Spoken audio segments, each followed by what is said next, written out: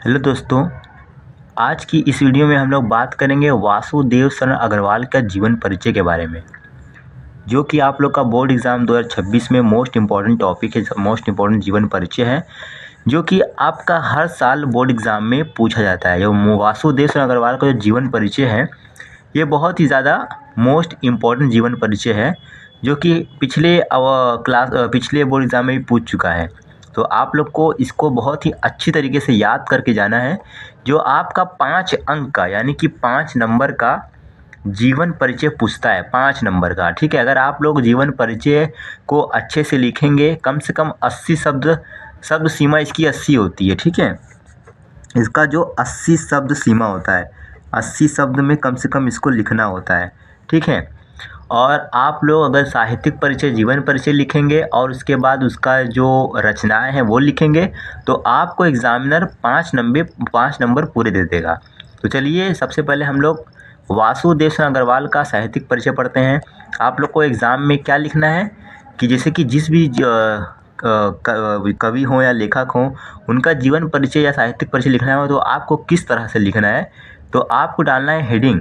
जैसे मान लीजिए वासुदेव शरण अग्रवाल का जीवन परिचय आपको लिखना है, तो आप लोग लिखेंगे वासुदेव शरण अग्रवाल का साहित्यिक परिचय, ठीक है। ऐसे आप लोग को डालना है हेडिंग, ताकि एग्जामिनर को आपकी बात समझ में आए कि आप क्या लिख रहे हैं और किस विषय में लिख रहे हैं, ठीक है। तो चलिए सबसे पहले हम लोग जानते हैं वासुदेव शरण अग्रवाल का साहित्यिक परिचय। तो वासुदेव शरण अग्रवाल का जन्म, ठीक है, ध्यान से सुनिएगा।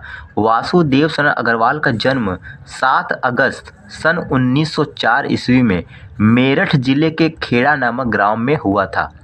यानी जो वासुदेव शरण अग्रवाल हैं, इनका जो जन्म हुआ था वो कब हुआ था? 7 अगस्त को हुआ था, सन 1904 ईस्वी में मेरठ जिले के खेड़ा नामक ग्राम में हुआ था, ठीक है। इतना आप लोग को याद रखना है कि जो वासुदेव शरण अग्रवाल हैं, उनका जन्म हुआ था 7 अगस्त को 1904 में हुआ था। कहाँ हुआ था? तो मेरठ जिले के खेड़ा नामक ग्राम में हुआ था, ठीक है। इनके माता पिता लखनऊ में रहते थे, ठीक है। इनके माता पिता लखनऊ में रहते थे। इन्होंने काशी हिंदू विश्वविद्यालय से या बनारस हिंदू विश्वविद्यालय से, ठीक है, यहाँ पे आप लोग काशी भी लिख सकते हैं और बनारस भी लिख सकते हैं। तो इन्होंने काशी हिंदू विश्वविद्यालय से बीए और तथा लखनऊ विश्वविद्यालय से एमए की परीक्षा उत्तीर्ण की। उत्तीर्ण का मतलब पूरी की, यानी कि उन्होंने पास किया, कंप्लीट किया। तो इन्होंने काशी हिंदू विश्वविद्यालय से बीए और लखनऊ विश्वविद्यालय से एमए किया, ठीक है। जो वासुदेव शरण अग्रवाल जी थे, उन्होंने काशी हिंदू विश्वविद्यालय से बीए किया और लखनऊ विश्वविद्यालय से उन्होंने एमए किया, ठीक है। एमए की परीक्षा उत्तीर्ण की, ठीक है। इनकी जो रुचि है, इनकी रुचि वास्तव में अध्ययन और पुरातत्व में थी। यानी जो अग्रवाल जी थे, उनकी जो रुचि थी, उनकी जो मतलब दिलचस्पी थी, वो किस में थी? अध्ययन में थी, ठीक है। तो इनकी रुचि वास्तव में अध्ययन और पुरातत्व में थी। और लखनऊ विश्वविद्यालय से ही डीलिट की उपाधि प्राप्त कर ली। यानी कि जो अग्रवाल जी थे न, तो इन्होंने क्या किया कि लखनऊ विश्वविद्यालय से डीलिट की उपाधि भी प्राप्त कर ली, ठीक है।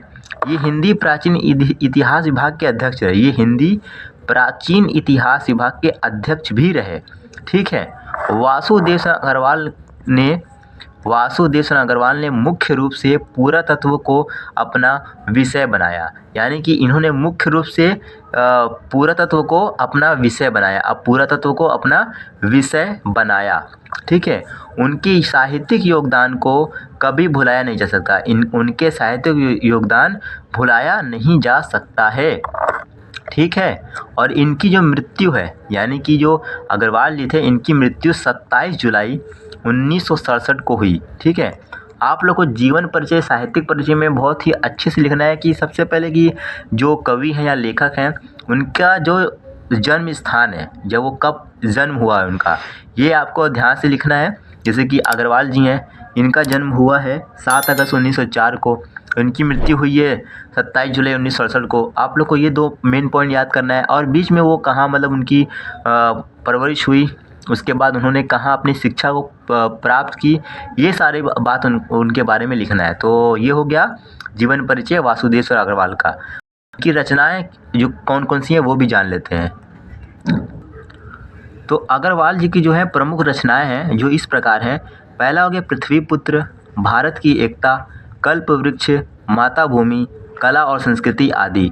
अगर इतना आप लोगों ने लिख लिया तो बोर्ड एग्ज़ाम में आपको 5 अंक पूरे मिलेंगे। बस आपको जीवन परिचय लिखना है और जो जो उनकी रचनाएं हैं मुख्य वो मुख्य आपको रचनाएं लिखना है, जैसे भारत एकता, कल्प वृक्ष, माता भूमि, कला और संस्कृति। ठीक है, इतना लिख देंगे तो आपका 2026 बोर्ड एग्ज़ाम में जो लोग भी यूपी बोर्ड से हैं 2026 में आपका 5 अंक पूरा हो जाएगा। 5 अंक पूरा हो जाएगा। कम से कम 80 शब्द सीमा होना चाहिए। आप लोग जो लिखेंगे कम से कम 80 शब्द सीमा होनी चाहिए और आप लोग का 5 नंबर पूरा हो जाएगा। ठीक है, तो बहुत अच्छे से पेपर में लेकर आइएगा। वीडियो अच्छी लगे तो वीडियो को लाइक करें और चैनल को सब्सक्राइब करें।